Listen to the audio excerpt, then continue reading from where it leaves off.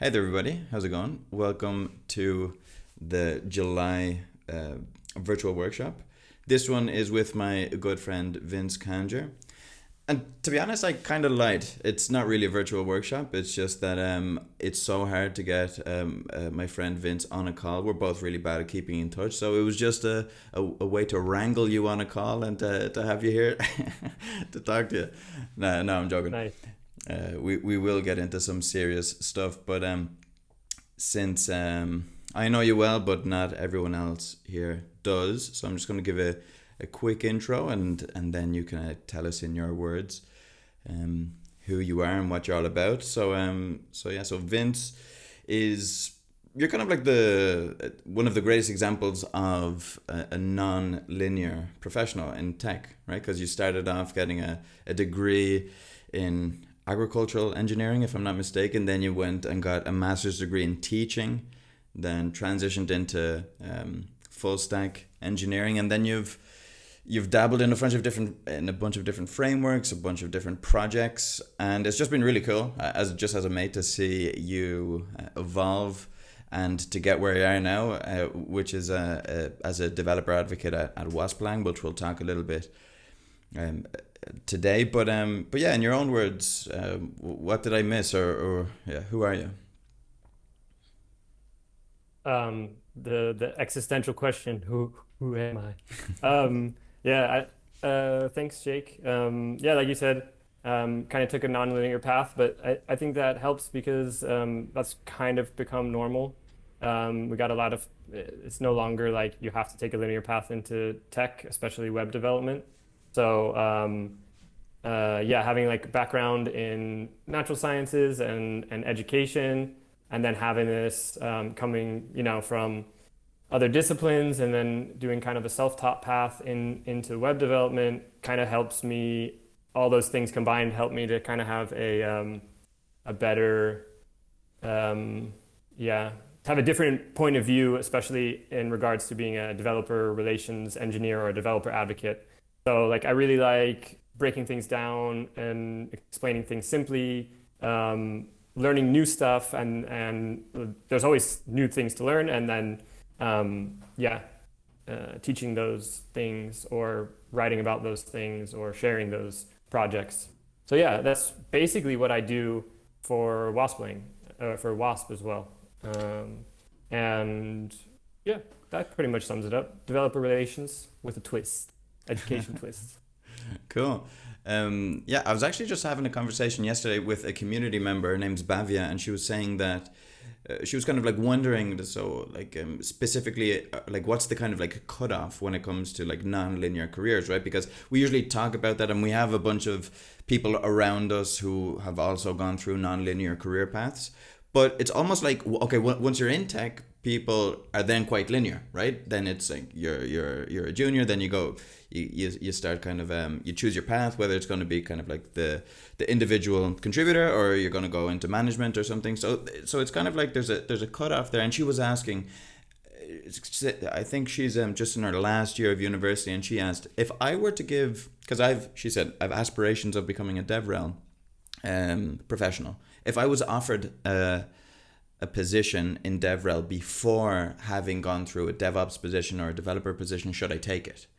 And I was just wondering, like, what would be your take about like the non-linearity inside of a tech career once you're inside it, right? Because there's this kind of like assumption, like, oh no, you have to be at least a developer for 5 years before you start writing content about it. What would you Yeah. say? Yeah, I mean, everyone suffers from imposter syndrome. So, like, no matter what, I mean, I shouldn't say everyone, but that a lot of people do. And that's the thing that plagues a lot of people professionally, no matter what. So, even if you have those 5 years, your first year as a developer relations, you might be thinking, engineer, you might be thinking, what am I doing? I have no experience here. Um, I've seen other people say this before, and I think it's true that sometimes the more experienced people, there's a greater gap, a greater distance between the point when they learn something and the point at which they're teaching it to others, and they've forgotten all of the steps along the way it took them to reach that point. And they're actually, a lot of these people are not in the best place to mentor or to teach. Sometimes the best people to teach are the ones who have just overcome or just learned that thing. So like if you're just trying things out, messing around, and you just learned it yesterday, it's fresh in your mind, and sometimes that can be an advantage as like any kind of developer facing role, I think. So I don't think it matters.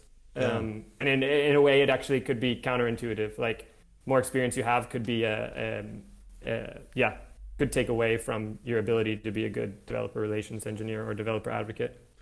That's such a good point because I mean you're no stranger to like writing blog posts, right? And you usually write technical blog posts about projects that you've been working on. Like, have there's never any kind of like success if you wait like you develop a project, you wait for like 3 months and then you write about it. No, you write about something that you just did now, and because like when it's Yeah. like freshest on your mind. So yeah, if you're writing about direct experience overcoming obstacles that maybe other people are also having to face, well, then that makes a lot of Yeah. sense. It's like typical the phrase strike while the iron's hot. It's like when you have if it's something you're excited about, go for it. Like if the motivation is there, like do it then before it goes away. And you'll always benefit from that stuff. Exactly. Well put. But anyway, before we jump into kind of serious topics, very professional topics indeed, let's take a trip down memory lane. And I was just wondering, from the time, I think it was like a year and a half, maybe 2 years that we lived together in the same city in Madrid in Spain, and for a while we shared a flat with other mates. What's one of your fondest memories from that time? Is there anything in particular that you remember me doing that got on your nerves?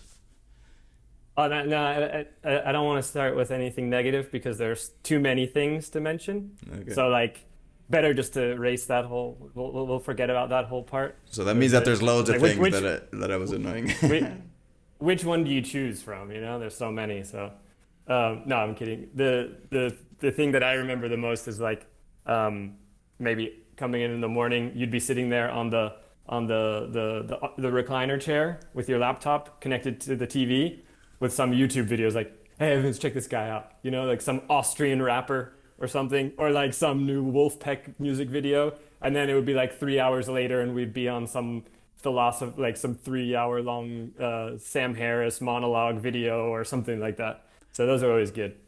Those are So always fun mornings. so true. Our mythical rabbit hole, YouTube rabbit hole Yeah. sessions, and it would always be like sessions that you wouldn't necessarily fully sit down on the sofa. You would just kind of like sit on the edge, thinking that you were just gonna watch like half of a video, and then Yeah. you'd go off and do something else, and it would like 3 hours would pass. Yeah, I Yeah. remember that well. Cool. Give me that thing. Give me that computer. Let me show you this other band I found the other day. Back and forth, you know. Oh, Yeah, this guy's funny. Check this out. But I think everyone does that with their friends yeah, when they for get sure. YouTube open. Yeah, those were good times, indeed. So yeah. So moving on. So in general, could you give us like a quick summary about just kind of like the context in which Wasp is situated in, which is kind of, if I'm not mistaken, kind of like the ecosystem of different frameworks for React, for Prisma and Node. What are the difficulties and what is kind of Wasp trying to accomplish inside of this ecosystem? Um, like the thing that Wasp, the main thing I would say is trying to solve is that you know, across the stack you have so many things horizontally across the stack that connect. You know, you have the front end to the back end, you have routes, you have authentication, you have, you know, your server configuration. And these are all things every time you set up, is 90% of it is boilerplate. It's the same thing over and over again with a few tweaks here and there. And the founders of Wasp, their idea, I believe, and Matia's in the chat, so he can tell me if I getting this completely wrong, was like, how can we overcome this accidental complexity that comes from gluing the whole stack together? So we're doing things the same way every time. Or if not, you know, there are so many different tools you can use, but 90% of people, let's be honest, or 80% of people are using the same tools. React is the framework that everyone goes to for the front end. These days, it's you know, Node.js. These are the most popular ones. Even though Wasp in the future could be framework agnostic, like these are the things most people are using. How can we get these apps up and running, and how can we build apps without having to do all this extra complex stuff that's just it's just grunt work. It's just like over and over doing the same thing. It's those things that when you start a new app, you're like, oh shit, how did I do that last time? Oh, no JS routes when I do the middleware, blah blah blah blah.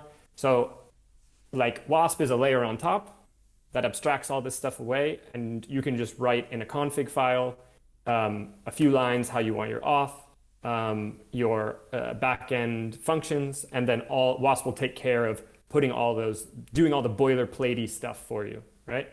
So it makes it way faster, reduces boilerplate.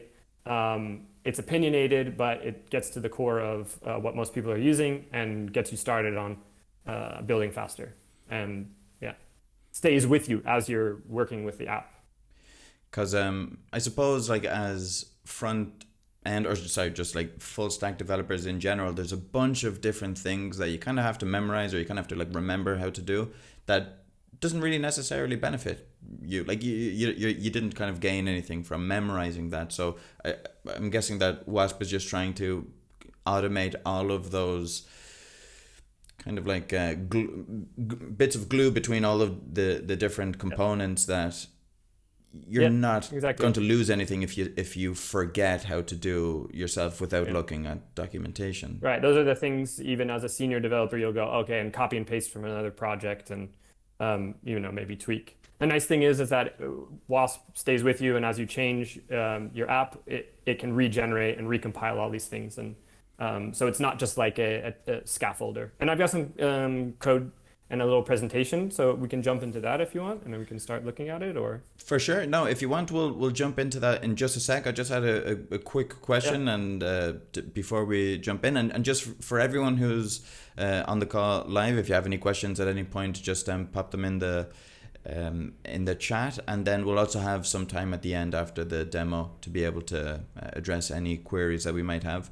But I was just wondering, before we jump into the demo, how do you think, because Wasp has been around for definitely over a year now, and it was definitely, I know it was around before, I mean, like Open AI came out with ChatGPT, and how kind of like AI just completely overtook Web3 and just became the new trendy thing. Do you think that, so AI and a lot of applications of AI is to do something similar things to this, right? Like getting rid of toil, of tasks that are like boring and repetitive. Is there a way that maybe like AI might influence Wasp down the road? Or because I know you put out something, this might be completely unrelated, but I saw that you recently put out something on a GPT web app generator. Could you tell something about that? Yeah, I can show it later. But like we think that Wasp is really well situated to take advantage of LLMs because that's what Wasp. So I believe it was Paul Graham who said that he never expected AI would be writing boilerplate for programmers. He expected programmers to create higher level abstractions, to create more powerful programming languages that take care of the boilerplate for you. So like, you don't write assembly code anymore. You write something that gets compiled to that, right? So there are all these higher level abstractions, and that's what Wasp is, another one of those. And what's really cool is that we found that we can leverage, so LLMs like GPT can leverage the fact that Wasp is actually under the hood a very simple domain-specific language, and it's a very simple to write, and then it can write that, and along with the functions and the React pages, and then there's less code, less boilerplate for the AI to write, so it's more performant, less chances for error to be introduced because it doesn't have to do as much. Then Wasp, with its compiler, can take care of the rest and glue that all together. So I'll show the GPT generator after we go into a little demo and how that works. Very cool. Yeah, perfect. So yeah, I think it would be a good time to jump into a demo. I'm going to release the screen share. All right. So I'll share my screen real quick. And this is just a quick presentation first. So yeah, let me maybe is full screen better for that? How does that look? Much better, yeah. Yeah, okay. So just to we went over why Wasp, right? So all this like the keywords being accidental complexity, like putting all these things together over and over again. We want to get rid of that so that we have less boilerplate. We're using the best practices out of the box. And we're not reinventing the wheel. We're not creating an entire new framework. It's an abstraction layer on top of this already using that everyone already needs, which is great because the Wasp config file is very simple to write. If you can read or write JSON, you can figure it out. So that's a nice thing about it is we're not creating an entirely new framework that competes with the other frameworks. It's an abstraction layer on top of it. So the cool thing is that people building production apps. There's this Amicus, which is a legal matters app. So it's like tracking for lawyers. That's he's been around since alpha days. So really cool example there. We've had a couple apps that are pulling in profit and revenue, some startups and some acquired, some businesses that have been acquired that have all used Wasp to make those apps. So these are just some of the examples. Here's the team. Kind of been changing, but we've got a pretty solid team. Some hardcore dudes, some of the bros and people on the team have a strong past. Yep is originally Y supported. And yeah, we already started talking about how it works. So at this higher level, right? You still write your backend functions, your React pages, and all that stuff, and Wasp will then compile all that together for you. And so what's really nice about Wasp is that it can take care of authentication, routing, your data models, all your queries and your mutations, and even things like workers, async workers, so jobs and cron jobs. You don't have to rely on any third-party services, like third-party SaaS that you have to pay monthly fees to. All this is done for you. And yeah, that's great because it's all within the stack. It's serverful. You're not depending on other people's, like other services, like I said. So this is what a Wasp file would look like, where you're describing the higher level overview of your app. So you have the app title. You'd have, for example, with your authentication, you're just saying we have a user in the database. The user entity is the user data model. And you could maybe have a social login for Google, and you just describe those methods. You give maybe a little bit more detail. You've got your environment variables, and then it will compile this all together for you. So you can get auth done, simple auth done with Google, and that's it, you know, four lines of code, which is very cool. So here is just a little schematic of the compiler, right? We've got the Wasp file. You've got your front-end React code, your back-end Node.js functions.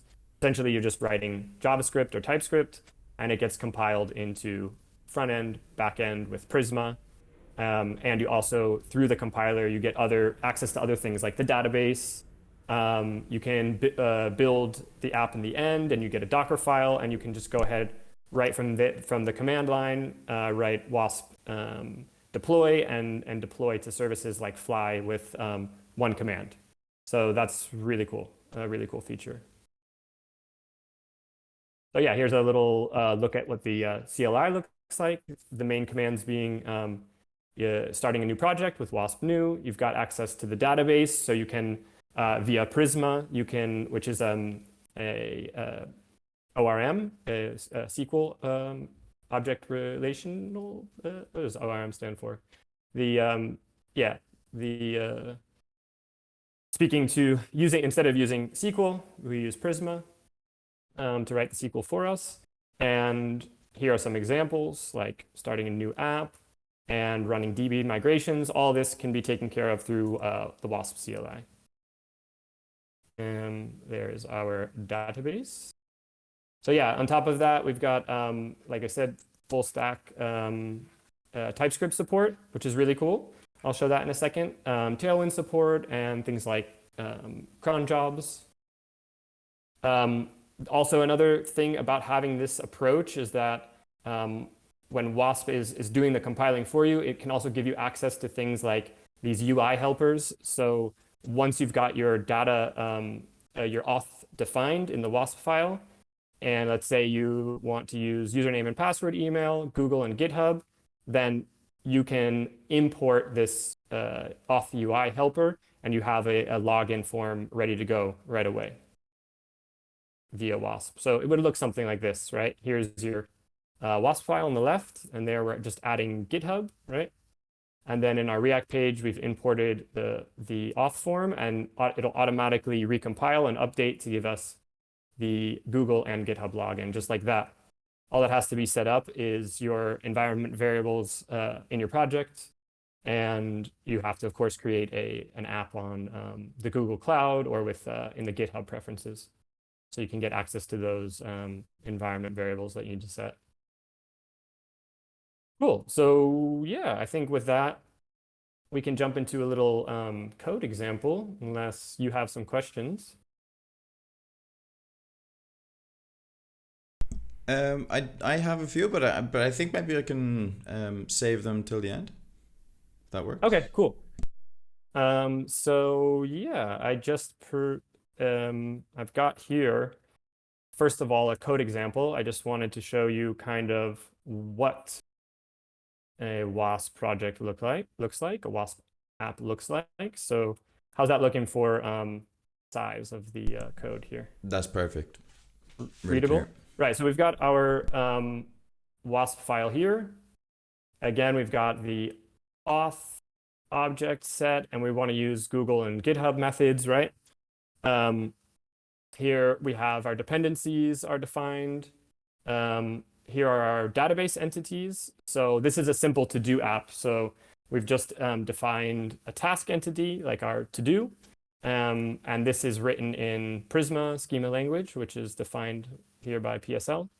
And then we've got the user object or the user data model and the social login data model for our authentication. And with that, we have here like a main page, which is just React, a typical React page. And we have our server functions here in the server folder on the left. So it's just broken up into client and server like that. And I'll go ahead and start. Wasp start. Compiles the project for us, like we said before, glues everything together. And then here we go. We've got ourselves our to-do app. And I just set up some buttons already beforehand, so we can just see the login flow. Cool. So now we've got our to-do app and we've logged in. Of course, I've written this stuff beforehand. I'm just wanted to highlight some things about the auth there, because our main.wasp file, right, has auth set up. We have access, and Wasp makes these available to certain hooks, like the use auth hook. So now that we've signed in, we can return the user via the Wasp use auth hook. And let's take a look at the login page real quick. The Wasp exposes these auth helpers, like the Google sign-in URL and the GitHub sign-in URL. So we don't actually have to do much on the end, like I said before, of configuring all this. We created a new app on the Google Cloud platform. We came into the environment variables. We've set our Google client ID and secret, as well as the GitHub one, in the environment variables. We've defined our authentication methods here. We've defined those data models for the user and for their social login details. So like you've got a user and their Google information when they log in via Google. And when we hit Wasp start, we get access to, it compiles, and then we get access to these helpers. So I just import the sign-in URLs, and when I click the button, I just go to those URLs, and it works, right?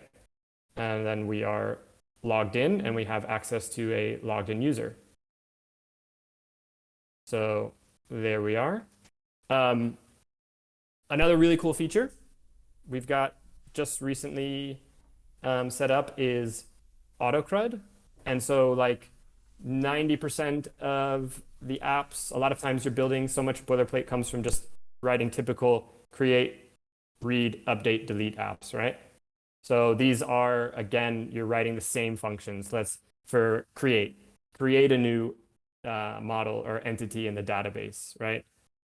Read, fetch those models or that model from the database. It's all stuff that once you've done it a few times, you know how to do it, and it's just going through writing that code again and again and again. But Miho, I believe maybe in the chat, had a really good idea to kind of automate and streamline this process. So we can here in our Wasp file define a CRUD object, and we've named it tasks CRUD. It takes the task entity, which we've defined here, which is your to-do, and then we just tell it, go ahead, create all the CRUD operations for us, and we let Wasp create the default operations that you would normally expect from CRUD operations. And when the compiler compiles those all together, then we have here, we can import the tasks CRUD, CRUD object, and we can call use query or use action on the getAll method and the create method, for example. And without having to write any backend code, it's written that backend code for us to fetch tasks, all the tasks from the database, or create a new task, right? So with those, I'm here, we're fetching on the start of the app all the tasks, and we display them on the client. And I've created a task form here, and I'm passing the create task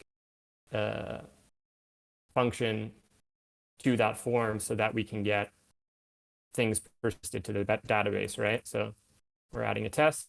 We click add task.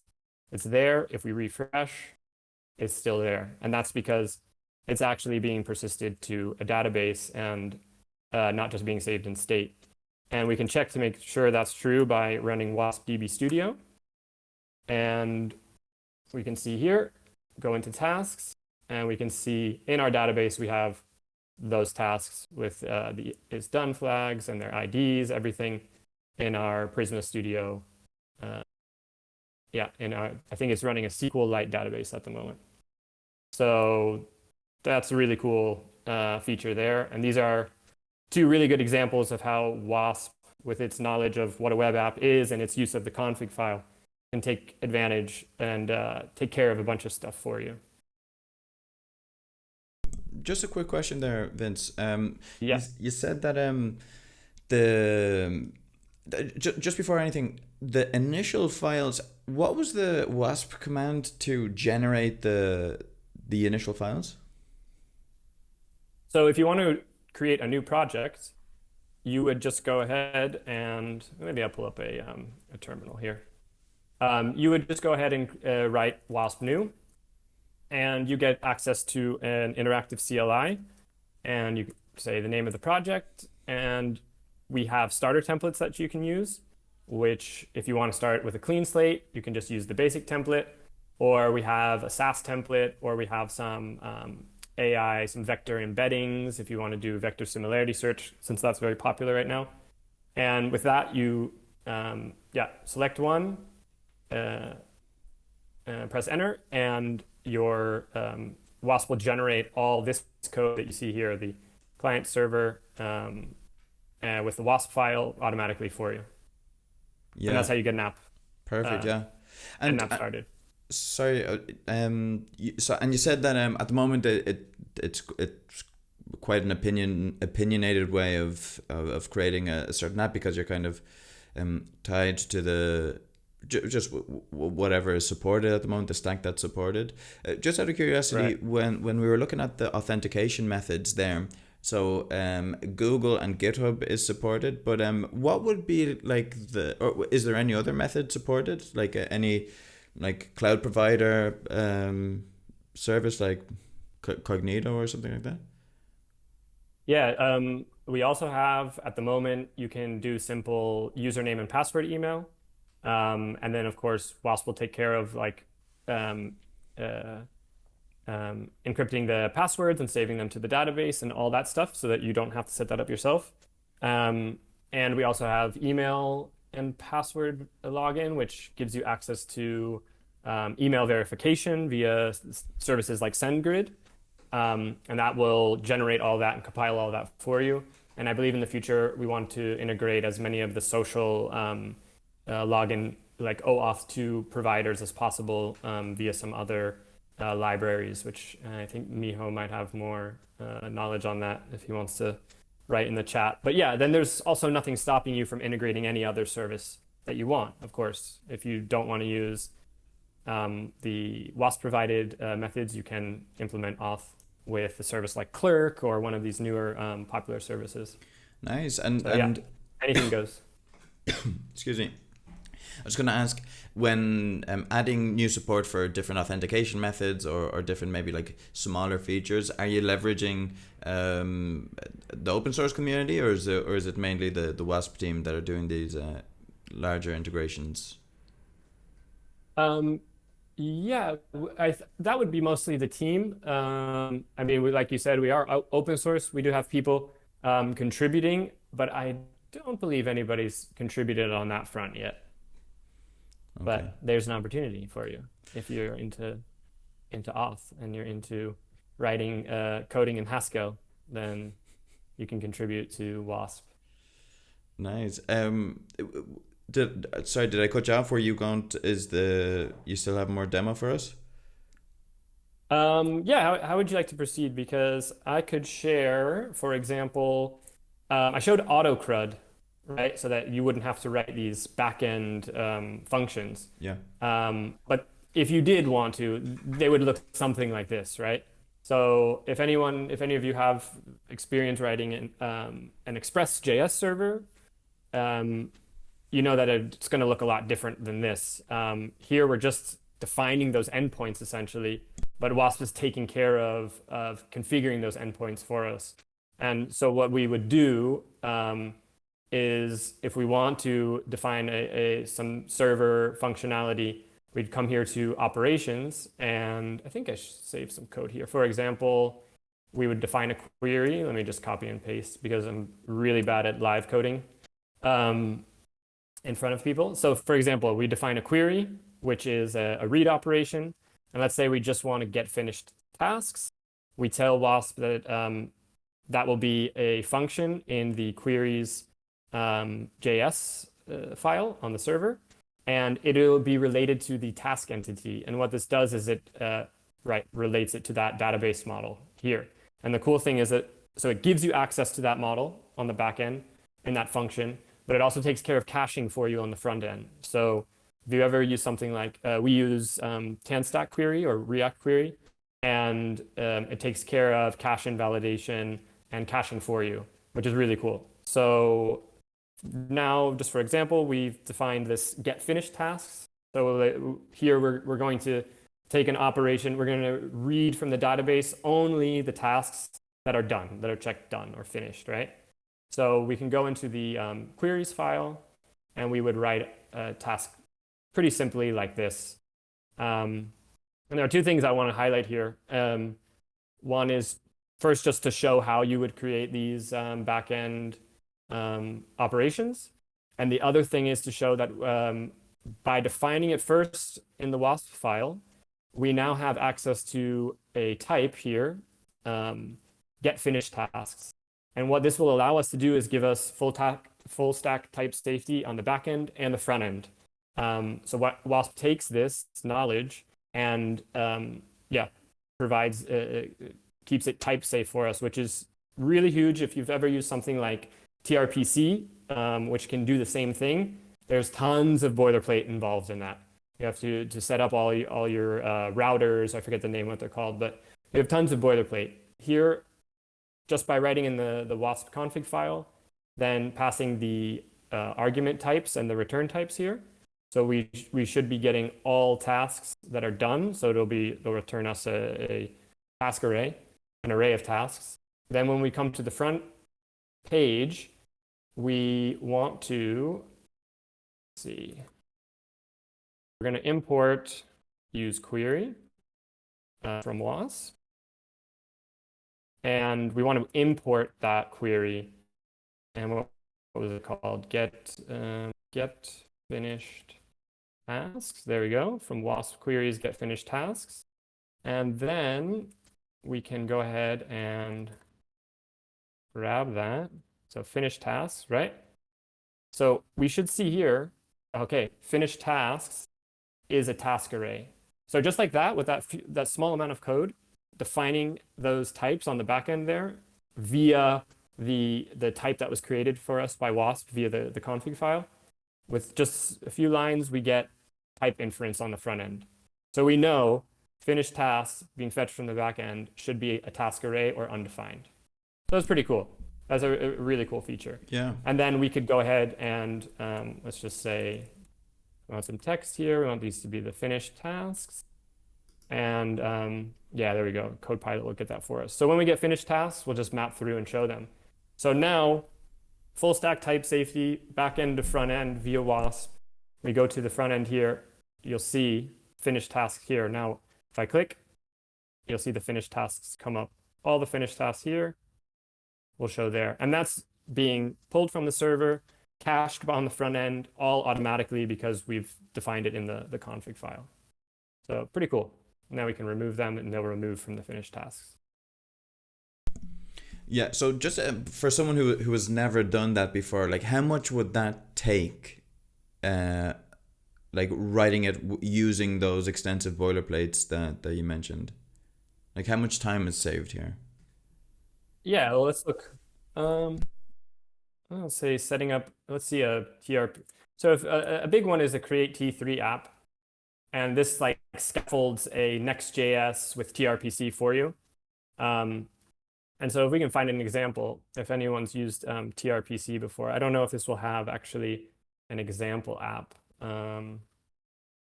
But let's see. Let's just try and find T3 app, GitHub. Yeah, no worries if we don't find one. No worries, yeah. But like I said before, you'd have a ton of boilerplate there in order to get the same thing. So here we're looking at a few lines of code. You've defined it on the back end, 3 lines of code. You've defined your operation. You've written the query, and using the imported type, and then you have access to it on the front end. Where is it? Then you have access to it on the front end here. We're looking at like 7 lines of code. With TRPC, you'd have 70 for the same amount of queries and actions. I'm just guessing there, but it's quite a lot. It's quite a lot of boilerplate. And so this is an example of it's a different approach and reducing that complexity and that boilerplate for you. Very cool. I've got a few more questions, but not so much about this, but... I'm sorry? No, I was just going to say, well, I'll ask it anyway. One thing that just comes to mind, like someone like myself who hasn't developed any web apps, I'm just thinking, would you recommend Wasp as a way to learn how to develop web apps? Because I'm just thinking there's so much kind of, so many tasks that are done for you. I'm just wondering, would someone who has no experience, would they kind of miss out in some kind of key conceptual concepts that might not be as clear? I mean, you could argue that, but you could also argue the other way. It's like, do you actually understand how JavaScript is being compiled down to binary code that your computer understands? Like, do you need to understand those processes that are like closer to the metal than what you're writing here? And I would argue, no, you don't. Of course, you need a good understanding of like how data is transferred from back end to front end and things like that, and how the DOM works and your browser functions, a basic understanding. But in my opinion, this is a great way to get that understanding, because you still have a separation of concerns here with the client and the server. So you know, it's easy to understand that this is stuff that's happening on the server, on the back end, communicating with the database. And that then these are those endpoints that you're hitting from the front end. And if anything, you're getting rid of all of the kind of the stuff that's not the business logic that you're writing, all that configuration and all that other stuff, that just that boilerplate you need. You're getting rid of that, getting that out of the way, and you're just getting to the stuff that matters, that you're really trying to write, like the core of your app, right? Yeah. So if anything, a really great way to kind of understand how, for a beginner, it's a great place to start, as long as you have the fundamentals of understanding of how JavaScript works and stuff like that. Yeah. Yeah. So yeah.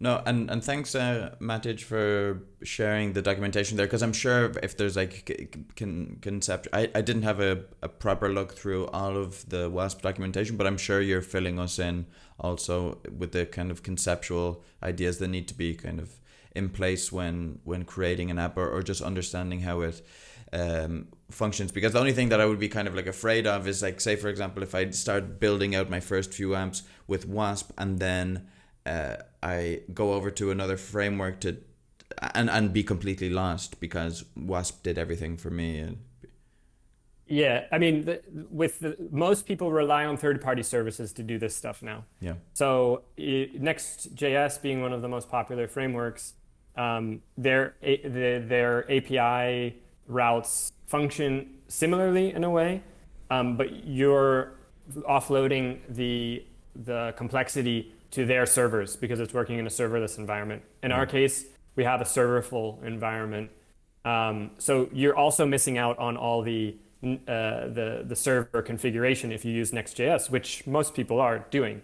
And I would argue that with the newest edition of Next.js with 13, like they have the app router and the pages, the old pages router and stuff like that, and the React server components. It gets very, very complicated very fast. And for new users, it can be very overwhelming to understand what's going on, where is the data coming from, where is it being loaded, what is hydration, all this stuff. And at the moment with Wasp, we're sticking to single page applications. So it's a lot easier to understand what's happening, the flow of data in the app. With that said, in the future, we are going to implement server-side rendering. But yeah, if you want to learn, this is besides classic other ways, this is a great way to learn, in my opinion.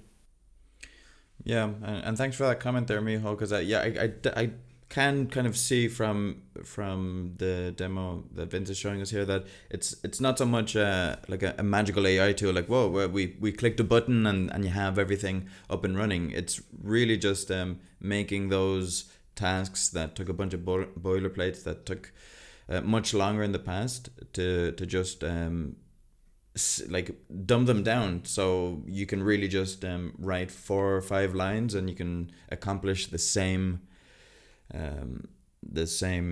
objective, but just in an easier way. Yep, exactly. Indeed. Cool. Just have a quick question here from Anu. How is it different from solid JS? I mean, maybe Miho is actually probably the one that knows the most about the different frameworks out there. I have no experience with Solid, so I can't really comment on that. The only framework that I could say that's in any way similar to Wasp, Wasp's pretty unique in its approach at the moment. Nobody's using a config file like this, where this is essentially its own little simple language here, kind of like JSON, and then compiling down to a React and Node Express app. Svelte is using a compiler, but then you have to learn a whole new a way of doing things, a whole new approach, because it's not React, it's Svelte. But yeah, I'm not sure, Miho, if he commented in there, or if anyone knows. But yeah, sorry, Anu, I don't know enough about Solid JS at the moment. But I like that idea of smart glue. Yeah, between the different pieces. Very cool. Yeah. Anything else? Yeah, on your side? I know it might be a lot. I don't want to overload everybody, and I'm sure I'm talking a bit fast here, but I wanted to just highlight what we were talking about earlier, that um, Wasp is in a very good place because of its use of the config file, and it's a higher level abstraction to take advantage of LLMs. And we just released this GPT web app generator, where all you have to do is put in a simple description like this one here, where we have a to-do app, right?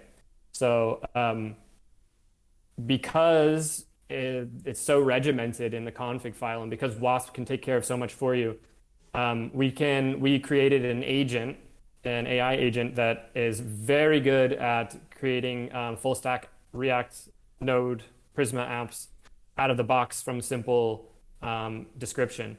So you can just come here, you can put in your description for any kind of app. We'll just go ahead and do this. And you can actually watch the process. So what it does is generates a plan and then writes the Wasp file, and it'll go ahead and start generating each one, go back, fix any errors, and create a full stack app prototype that you can download right away and start with. And we've had some really cool examples and some really cool ones that surprisingly will just work out of the box. The more complex it gets, you'll have to do a little tweaking here or there. But this just shows how like having the Wasp file here allows us to really take advantage. So here it's creating users, creating the tasks, writing those actions like we just showed, toggling tasks. So having this higher level abstraction is like A, easier for AI LLMs to write, and B, easier for humans to read in the end and edit. So imagine you were doing it in another framework, you'd have tons of boilerplate with all the auth and all that stuff, way more like possibilities for entry of error and things like that that are eliminated here. So I will pop the link to this in the chat if anyone wants to try it out, because it's super cool. We've had some really cool, and we've been getting a lot of good feedback on that. You can also give us your feedback here. We'd really appreciate it. Also, if you like it, star us on GitHub. We're open source. That will help us out a lot. Everything's free. The generator here uses GPT-4 and GPT-3 on our dime, so you don't have to pay for using that. So yeah, that would be a great way to help us. Very, very cool. So that's what I was going to ask. The LLM on the back end is ChatGPT. Yep, it creates the plan using GPT-4, and then I'd say like now it's finished. It took maybe that's another really good point. Very fast. If anyone's tried out things like Small AI or GPT Engineer, they're much longer, and they're 3 to 10 times more expensive to create a full stack app. So because like again, we use way less tokens to write a Wasp app, it's like 10 to 30 cents a generation, which is why we can afford to do this. Small AI, for example, for a full stack app will cost somewhere around $9. So yeah, it's using GPT-4 for planning, and then code execution is 3.5 turbo. Very, very, very cool. I see there it says you can run this app locally. If I were to Yep. run it locally, can I choose the LLM that I want to use in the backend? We are integrating this into the CLI, so soon you will be able to just come here, and when you when you write Wasp new, there will be another option here for Wasp AI. From there, you'll be able to select if you want to use GPT-4 entirely and enter the prompt, and then you will be able to generate the app from the CLI without having to go to the web app generator online here. So Right. that's coming soon with a debugging feature. So if there are any errors in the generated app, you'll also be able to, from a Wasp CLI command, debug the error on the fly and just have AI on your side, which is a great advantage of having a framework that's built around a compiler. Yeah.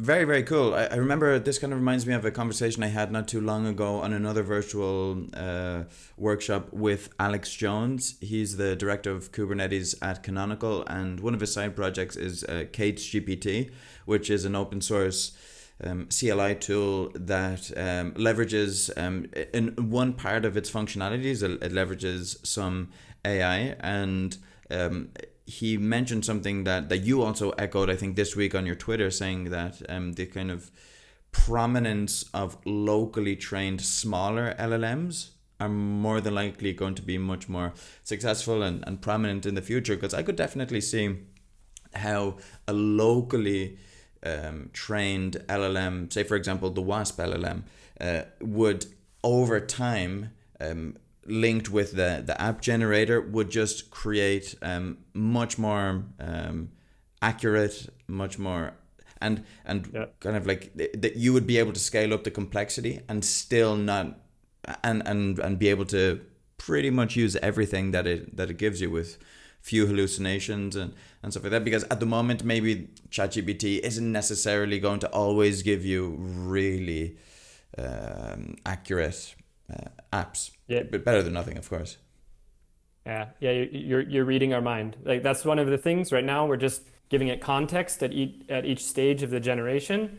But one of the things is perhaps for the future, if this continues to be a popular feature, is train our own LLM on Wasp data so that it knows exactly what to spit out. And it's trained just to create Wasp full stack apps.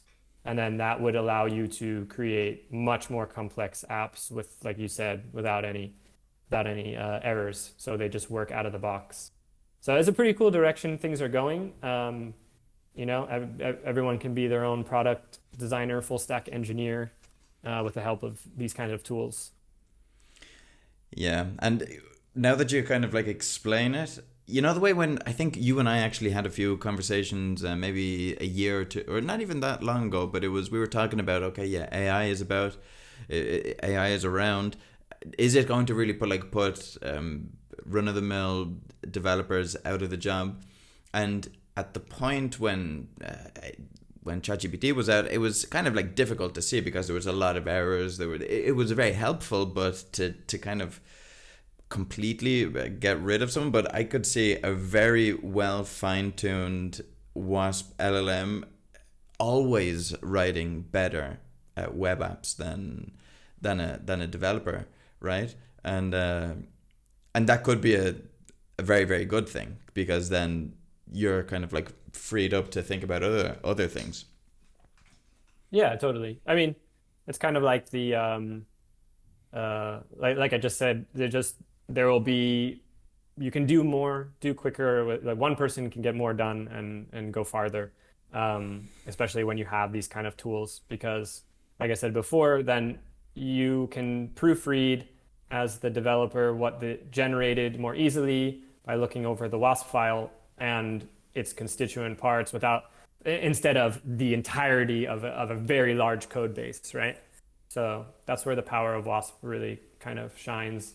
And it's just kind of chance, it wasn't designed for LLMs, but it happens to be well situated to take advantage of LLMs. So it'll be cool to see for sure. Yeah, and it kind of reminds me, like, We're excited. of course, like in 50 years, my worry there just of a few minutes ago of like, oh yeah, but what if I don't fully understand how all of the pieces glue together and have a full understanding of Ask GPT to explain it to you. exactly, yeah, exactly, yeah. It's or if you really want to understand it, it's just gonna be like, oh yeah, that's one of my hobbies. Like, yeah, I cut bonsai trees and I study front end frameworks, like how they actually function at Right. a It's low not really level. useful anymore, but the fact that you know it's cool. Yeah, yeah, Yeah. Yeah, it's really cool. It's the best time now to start learning for sure because you have it's so much easier than before. That's for sure. yeah. Well, thanks a million for this demo. It's been really, really informative, super clear. I just wanted to ask, though, since the community, our community is full of open source contributors and people that are quite active and quite curious. So if somebody wanted to help out, if somebody wanted to contribute to Wasp, which Yeah. would be the best way to do so? And also, what's kind of on the roadmap for the next few quarters for Wasp? Yeah, so integrating the Wasp AI and improving those features. So they're in the CLI, so you can get apps prototyped and running super quickly. Um, Server-side rendering is one thing. We just want to polish up. That's the other thing. We're trying to come up with a theme for this quarter, and we need a better word than polish. So if anyone has any good ideas, let us know. Last themes were pizzazz. This one was magic because of the magic app generator. We need a new theme for this quarter. So a lot of polishing and then introducing some long requested features like server-side rendering What and of about course the Wasp AI. what about spit shining? Does that work? Bit shining. Well, we'll have a vote on it. We'll see. We'll see. um, um, Perfect. Before we go, I think Anu just has a quick question. Will it have support for Yeah. Fastify or other similar things, or only Node? Yeah, that's one of the things in the pipeline is we aim to be framework agnostic. So we're starting with React, getting things down with React and Node, and then in the future, the hope is that we can support other frameworks. We've got a lot of requests for Next. I'm sorry, Vue and things like that. So yeah, maybe some Python backends so you can mix and match. Yep. And Mattia confirmed that. Deno, Bun, Fastify. So it should be Perfect. really cool. And Yeah. if I'm not mistaken, if someone has some issue or they want to request a feature, the best way would be to do it through the issues on GitHub. Yeah, definitely. And then also Discord. We've got feature suggestion. It's cool. We're at the point now where we're just big enough community that like things are active, people are around, but it's still small enough that it's very friendly, very familiar. So it's like a little family. We got lots of inside jokes that you can become a part of, like learn who this little guy is over here if you join our Discord, our unofficial mascot. And yeah, so questions get answered right away because we're not inundated, but it's growing every day. The app generator has helped bring a lot of attention to Wasp recently. So yeah, getting in now and becoming a part of it would be a great time, to be honest, before things before it gets too big, because growth is imminent with Wasp. More growth, more problems.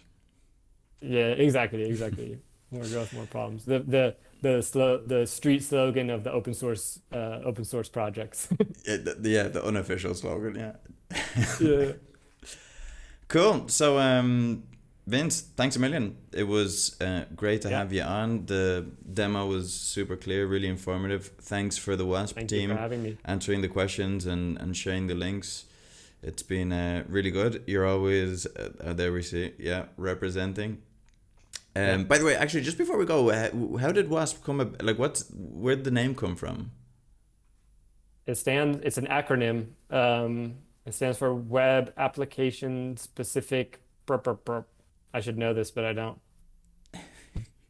Sorry for putting you on the spot. You got me. You got me. What does it stand for exactly again? Somebody help me in the chat. Web App Specification Language. So this is an interesting thing because we have a debate, what the language part makes people, it scares away a lot of developers because they think they're going to have to learn Golang, some like language like Golang or something, or Python. They don't realize that it's actually a domain specific language, which you use all the time. HTML is a domain specific language. SQL is a domain specific language. CSS is a domain specific language. And Wasp happens to be even simpler than those, in my opinion.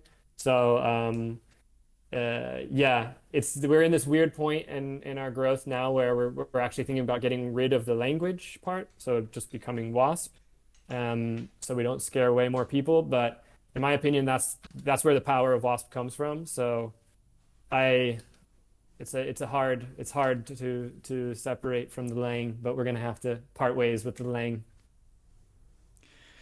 It's no longer gonna be the Lang gang. Oh well, Yeah, exactly. We'll just be Wasp.